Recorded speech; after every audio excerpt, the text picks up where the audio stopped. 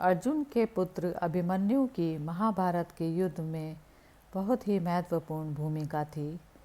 आज भी अभिमन्यु की मृत्यु को यदि याद किया जाता है तो मन कांपने लगता है। अर्जुन और सुभद्रा के पुत्र अभिमन्यु को सभी लोग अच्छी तरह से जानते हैं।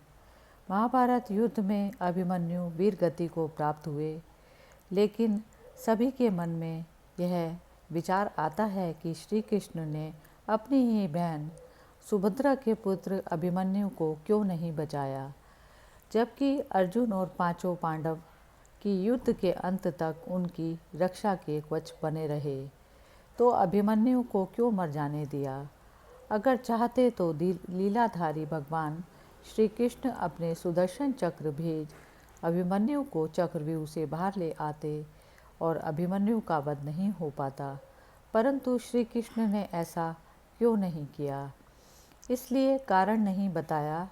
श्री कृष्ण ने अभिमन्यु को कहा जाता है,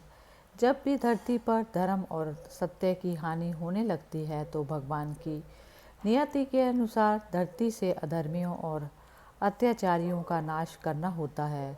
और उस उद्देश्य के कारण भगवान स्वयं धरती पर जन्म लेते हैं,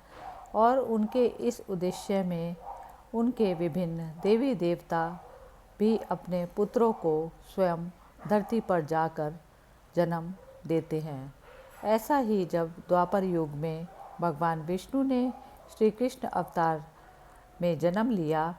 तब ब्रह्मा जी ने और सभी देवी देवताओं को भी श्री कृष्ण की सहायता हेतु धरती पर जन्म लेने का आदेश दिया गया। ब्रह्मा जी के इस आदेश का सभी देवी देवताओं ने स्वागत किया, परंतु चंद्रमा ने इस आदेश का विरोध किया और अपने पुत्र वर्चा को पृथ्वी पर जन्म लेने से इनकार कर दिया।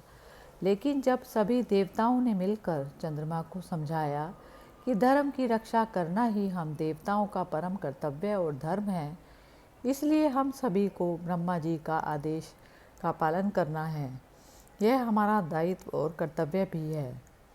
सभी देवताओं के समझाने पर चंद्रमा मान तो गए, पर फिर भी उन्होंने एक शर्त तब भी रख दी कि यदि मेरा पुत्र धरती पर जन्म लेगा तो वह ज़्यादा दिनों तक धरती पर नहीं रुकेगा, और महाभारत युद्ध में अपना कार्य समाप्त होते ही वह